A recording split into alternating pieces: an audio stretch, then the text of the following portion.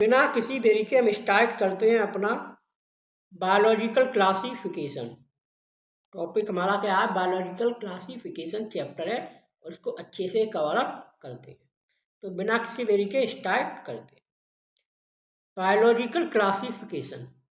इस चैप्टर को अच्छे से, इसके जो नोट्स है बेटा मैं टेलीग्राम चैनल पे प्रोवाइड कर दूंगा, उसकी टेंशन ना लें। टेलीग्राम चैनल पे नोट जब भी आपको मिलेंगे जब आप लोग इस सेशन को बहुत सारा प्यार देंगे बेटा, और थोड़ा मुझे भी अच्छा लगेगा कि बच्चे इतना ज़्यादा प्यार दे रहे हैं सेशन को, तो बच्चों के लिए और अच्छी अच्छी नई चीज़ें लेके आए। ये नोट्स आपको टेलीग्राम चैनल पे प्रोवाइड कर दिए जाएंगे। Telegram biological classification, first kingdom classification हमको किसने दिया था? फर्स्ट किंगडम क्लासिफिकेशन जो हमें दिया था, एक चाचा थे जो सबसे पहले चाचा हैं, जिनका नाम है अरिस्टोटल चाचा। क्या नाम है? अरिस्टोटल चाचा। इन्होंने फर्स्ट किंगडम क्लासिफिकेशन दिया था। ठीक है, क्या दिया था? फर्स्ट किंगडम क्लासिफिकेशन दिया था। अब बात करेंगे सेकंड किंगडम क्लासिफिकेशन, जो कि हमारा किसने दिया? सेकंड किंगडम क्लासिफिकेशन दिया था हमारा भाई साहब, एक सेकंड चाचा आए फिर, जिसका नाम था लीनियस चाचा। क्या नाम था? लीनियस चाचा। तो फिर बात हुई हमारी थर्ड किंगडम क्लासिफिकेशन की।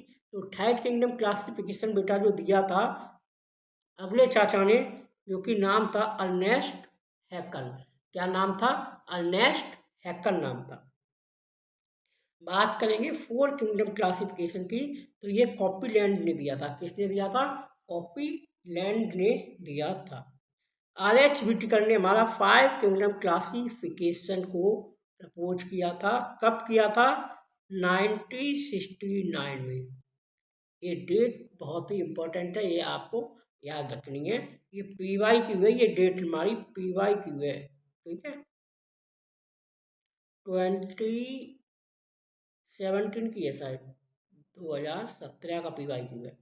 ठीक है, कौन कौन से किंगडम थे भाई साहब? आर.एच. व्हिटेकर के अनुसार फाइव किंगडम है हमारे: मोनेरा, प्रोटिस्टा, फंगाई, प्लांटी और एनिमीलिया। मेरे साथ साथ लर्न करेंगे, ठीक है? Monera, protista, fungi, plantae, animalia. First kingdom दिया था अरिस्टोटल ने, second kingdom Linnaeus, third kingdom Ernst Haeckel, fourth kingdom Copeland और फाइव किंगडम आर.एच. व्हिटेकर 1969 में दिया था। इंक्लूड थे मोनेरा, प्रोटिस्टा, फंगाई, प्लांटी और एनिमीलिया। बेस्ड ऑन क्राइटेरिया, किसकी क्राइटेरिया पे बेस्ड पे दिया था? तो सबसे पहले सेल स्ट्रक्चर, बॉडी ऑर्गेनाइजेशन, ठीक है, मोड ऑफ न्यूट्रिशन, रिप्रोडक्शन और पॉलीजेनेटिक रिलेशनशिप। पॉलीजेनेटिक रिलेशनशिप, ठीक है, पॉलीजेनेटिक रिलेशनशिप। अब एक एक किंगडम को देखते हैं। मोनेरा, प्रोटिस्टा, फंगाई हम इसी चैप्टर में देखेंगे। प्लांटी के लिए एक सेपरेट चैप्टर है और एनिमीलिया के लिए एक सेपरेट चैप्टर है।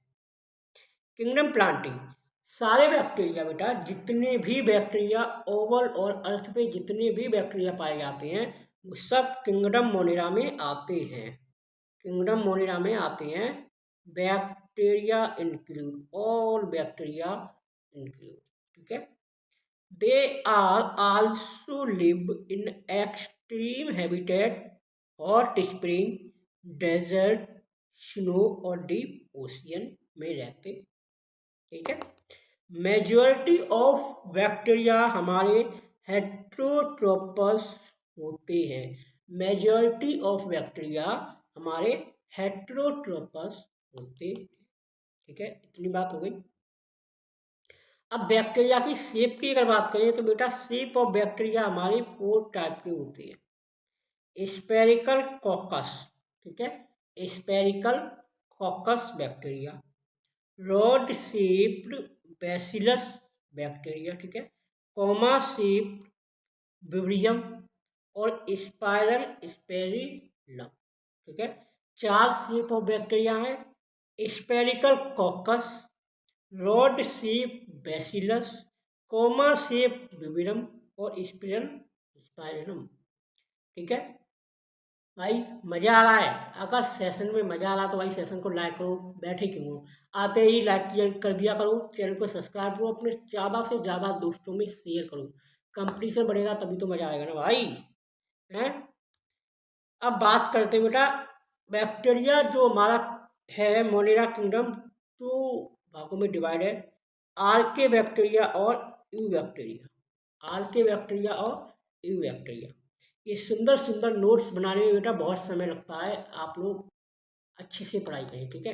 बहुत ही टाइम लगता है कि चैप्टर बनाने में 5-5 6-6 घंटे लगते हैं ये नोट्स बनाने में बेटा, ठीक है? यहाँ से कहीं एक भी क्वेश्चन ऐसा ना हो जो उस नोट से बाहर जाएगा। आर्के बैक्टीरिया 3 टाइप के होते हैं। एग्जाम्पल है हेलोफाइल्स जो कि सॉल्टी एरिया में रहते हैं, थर्मोएसिडोफाइल्स जो कि हॉट स्प्रिंग में रहते हैं, और मैथनोजेन जो कि मार्सी एरिया में रहते हैं। कहाँ रहते हैं? मार्सी एरिया में रहते हैं। आर्के बैक्टीरिया, यहाँ पे वे बैक्टीरिया ऑर्गेनिज्म, वे बैक्टीरिया सर्वाइव जीवित रहते हैं। यहाँ पे और बैक्टीरिया को जो है और ऑर्गेनिज्म इनकी जीवित मुश्किल से ही रह पाते हैं, और बैक्टीरिया मुश्किल से जीवित रहते हैं। मैथिनोजेन बेटा प्रोडक्शन ऑफ मीथेन करता है, इनकी बायोगैस, ठीक है? और ये रूमिनेंट होते हैं। कैसे होते हैं? रूमिनेंट होते हैं। बात करेंगे हम यू बैक्टीरिया की, तो यू बैक्टीरिया को बेटा हम ट्रू बैक्टीरिया भी कहते हैं, ये बात को ध्यान रखना है। यू बैक्टीरिया को हम ट्रू बैक्टीरिया भी कहते हैं। इसकी रिजिड सेल वॉल होती है, इफ मोटाइल ऑफ फ्लैजिलम होता है, ठीक है? क्लोरोफिल बेटा इसमें ए होता है। साइनोबैक्टीरिया, देखो साइनोबैक्टीरिया जो है वो यूनिट सेलुलर होता है, कोलोनियल होता है और फिलामेंटस होते। ये जो है फ्रेश वाटर और मरीन वाटर में रहते, ठीक है? Some organism can fix atmospheric nitrogen heterocyst, ठीक है? एग्जाम्पल कौन कौन से हैं? नॉस्टैक और एनाविना। नॉस्टैक और एनाविना। Chemosynthetic bacteria oxidise various inorganic substance, कौन कौन से? नाइट्रेट और अमोनिया, ठीक है? इन चीज़ों को अच्छे से लर्न कर लो बेटा। ये पूरा चैप्टर आप लोग इसके जो 1 पेज नोट्स हैं इसे माइंड में यहाँ पे सेटअप कर लो, ताकि जब 4 मई को 4 मई को जब नीट के एग्जाम में आप लोग बैठो तो आपको सिर्फ और सिर्फ वही ध्यान है कि हाँ सर ने क्या कहा था। हाँ, आर्के बैक्टीरिया हमारी कौन सी होती है? Halophiles, thermoacidophiles, marshy area. Halophiles कहाँ रहता है? हेलोफाइल्स हमारे साल्टी एरिया में रहते हैं। थर्मोएसिडोफाइल्स हमारे हॉट स्प्रिंग में रहते हैं। मार्सी मैथनोजेन हमारे मार्सी एरिया में रहते हैं। ऐसे अपने यहाँ ब्रेन ब्रेन में ऐसे फिट करो बेटा, अपने यहाँ एग्जाम देते समय आज की जो क्लास आप पढ़ रहे हैं वो आपको वहाँ पे दिखाई दे। इस तरीका से पढ़ाई करनी है। Heterotrophic bacteria are most abundant in nature. Heterotrophic bacteria are most abundant in nature, ठीक है? Majority are important decomposer. Majority are important decomposer, ठीक है? माइक्रोप्लाज्मा की बात करेंगे तो माइक्रोप्लाज्मा बेटा लैक सेल वॉल होता है, स्मॉलेस्ट लिविंग सेल है और विदाउट ऑक्सीजन के सर्वाइव करता है, ठीक है? इसका साइज की अगर बात करेंगे तो साइज 0.3 माइक्रोमीटर, ठीक है? साइज कितना होता है? 0.3 माइक्रोमीटर। ऐसे अब आप लोगों को ऐसे ये माइंड में सेट करना है। माइक्रोप्लाज्मा की बात आई बेटा, माइक्रोप्लाज्मा क्वेश्चन आ गया, माइक्रोप्लाज्मा कैसा है? लैक सेल वॉल है या सेल वॉल है? Lack cell wall. यहाँ पे याद रखो, वहाँ पे जब आप एग्जाम दोगे तो वहाँ पे सिर्फ और सिर्फ आपके माइंड में एक ही चीज़ आनी चाहिए माइक्रोप्लाज्मा को लेकर। माइक्रोप्लाज्मा लैक सेल वॉल होता है, स्मॉलेस्ट लिविंग सेल है, ठीक है? विदाउट ऑक्सीजन के ये सर्वाइव कर सकता है, इसका साइज 0.3 है, बस और कुछ नहीं जाना चाहिए। माइक्रोप्लाज्मा को लेके इतना चीज आना चाहिए। ये आपकी पढ़ाई की स्ट्रेटजी होनी चाहिए, ठीक है? बात करते हैं आगे,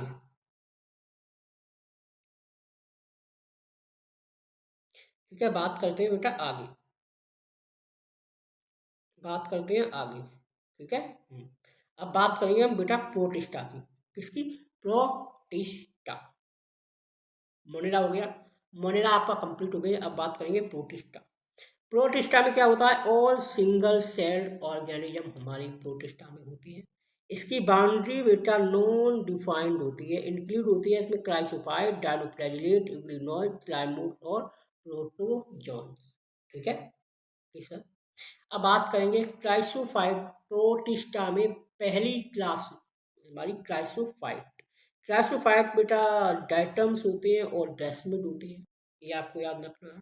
प्लांकटोन होते हैं ये वाटर करंट। ओके, इसकी जो सेल वॉल होती है वो फॉर्म होती है टू थिन ओवरलैपिंग सेल से। ठीक है, टू थिन ओवरलैपिंग सेल से, और इसकी जो वॉल है वो एम्बेडेड होती है विद सिलिका, विद सिलिका। इतने प्यारे नोट्स बेटा आपको मिल रहे हैं, आपको पढ़ाई अच्छे से करो। ठीक है, डाइटेमियस अर्थ बेटा ये कहलाते हैं और इन्हें chief producer in the ocean भी कहते हैं। क्राइसोफाइट से अगर बात करी जाए इस चैप्टर से क्वेश्चन कहाँ से बनता है, तो बेटा इस चैप्टर से अगर कोई क्वेश्चन बनता है बेटा तो सिर्फ वो क्राइसोफाइट से क्वेश्चन पूछ लेती है। ठीक है, वायरस से क्वेश्चन पूछ लेते हैं। ठीक है, या फिर एग्जाम्पल पूछ लेंगे किसी का। तो आप लोग बिल्कुल क्रिस्टलाइज वे में पढ़ के जाइए अपनी। अब बात करेंगे डायनोफ्लैजिलेट की। बेटा मोस्टली मरीन होते हैं, ये मोस्टली मरीन होते हैं, बात को आपको ध्यान रखना है। सेल वॉल इनकी स्टिपिक सेलुलोज प्लेट की होती है, तो on the other surface, on the outer, sorry on the outer surface. ठीक है, रेड डायनोफ्लैजिलेट होता है, एग्जाम्पल है इसका गोनोग्लैप्स। ठीक है, और इसे रेड टाइड भी कहते हैं। इग्लिनोइड की अगर बात करें तो ये स्टेगनेंट वाटर में पाए जाते हैं, यानी कि स्थिर, एक जगह स्थिर पानी, जहाँ पानी एक जगह स्थिर है। ठीक है, प्रोटीन रिच लेयर पेनिकल होती है। ठीक है, बॉडी फ्लेक्सिबल होती है, इनकी टू फ्लैजिला होते हैं, अ लॉन्ग होता है और शॉर्ट होता है, एक शॉर्ट और एक लॉन्ग। ठीक है, एग्जाम्पल इसका यूगिलीना है, एग्जाम्पल इसका यूगिलीना। स्लाइम मोड की अगर बेटा बात करेंगे तो स्लाइम मोड हमारा सेपिरोफिटिक होता है। कैसा होता है? सेपिरोफिटिक स्लाइम मोड होते हैं। ड्यूरिंग अनफेवरेबल कंडीशन में प्लाज्मोडियम डिफरेंटिएट, ठीक है, and fruiting body bearing spore, और ये स्पोर है इन्हें हम ट्रू बॉल कहते हैं। ये हमारा पीवाई की टैग कर दो बेटा। स्लाइम मोड में जो स्पोर होते हैं उन्हें हम ट्रू बॉल भी कहते हैं। बात करेंगे प्रोटोजॉन्स। प्रोटोजॉन्स हमारे चार्ट होती है, अमीबॉइड प्रोटोजॉन, फ्लैजिलेट प्रोटोजॉन, सिलिएटेड प्रोटोजॉन और स्पोरोजॉन। अमीबॉइड प्रोटोजॉन का एग्जाम्पल है अमीबा। फ्लैजिलेट प्रोटोजॉन का एग्जाम्पल ट्रिपेनोसोमा। सिलिएटेड का एग्जाम्पल है बेटा पैरामीशियम, और स्पोरोजोन का एग्जाम्पल है प्लाज्मोडियम, प्लाज्मोडियम। ठीक है, आगे बात करेंगे फंगाई की। किसकी? फंगाई की। फंगाई हमारी यूनिसेलुलर फंगाई का एग्जाम्पल है ईस्ट, जिसका यूज होता है ब्रेड एंड बियर बनाने में। ईस्ट का यूज कहाँ पर होता है? ब्रेड एंड बियर बनाने में। एंटीबायोटिक्स का एग्जाम्पल बेटा पेनिसिलियम, पेनिसिलियम। ठीक है, most fungus are heterotrophic, most fungus are heterotrophic. ठीक है, अब जो आपको ये 3 पॉइंट है, ये पॉइंट बहुत ही इम्पोर्टेंट है बेटा आपकी नीट के पॉइंट ऑफ व्यू से, तो इसे आप लोग very very very hashtag star दीजिए और इम्पोर्टेंट लिखिए। ठीक है, फ्यूजन ऑफ प्रोटोप्लाज्म, ठीक है, बिटवीन टू मोटाइल और non motile gametes are called plasmogamy. ठीक है, क्वेश्चन सेंटेंस सीधा आएगा बेटा, पूरा यहाँ तक का रख देंगे आपके पास, और भूलिए कि ये प्लाज्मोगैमी है या कैरोगैमी।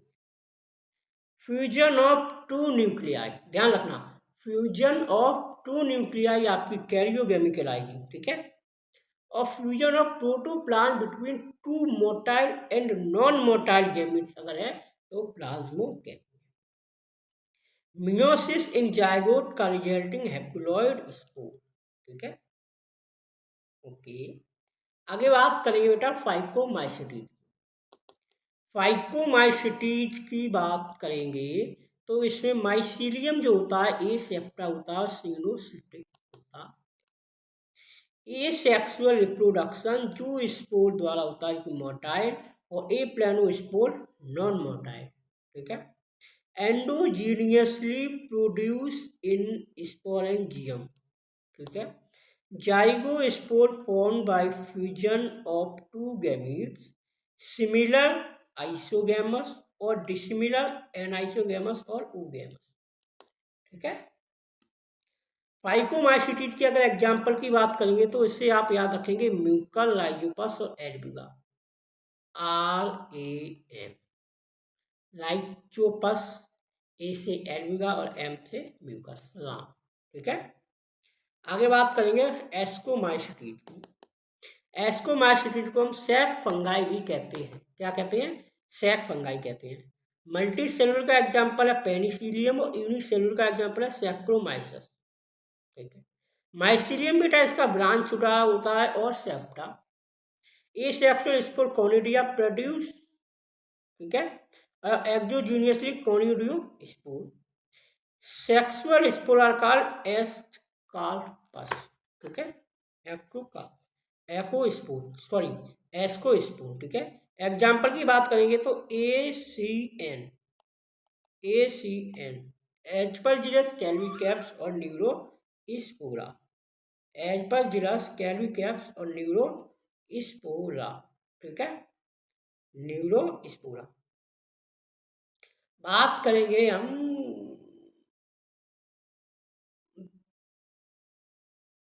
बैसिडियोमाइसिटीज की। किसकी? बैसिडियोमाइसिटीज की बात करेंगे। ठीक है, तो बैसिडियोमाइसिटीज हमारा इसका माइसिलियम ब्रांच होता है, सेप्टा होता है, आपको ध्यान रखना है। सेक्स ऑर्गन इसमें एब्सेंट होते हैं। ठीक है, ए sexual spore not found, the resultant structure dikaryotic basidium, karyogamy and meiosis basidium producing 4 basidiospore. Basidiospore are exogenously produced basidium. Basidia arranged in fruiting body basidiocarp. ये बात आपको अच्छे से याद रखनी है।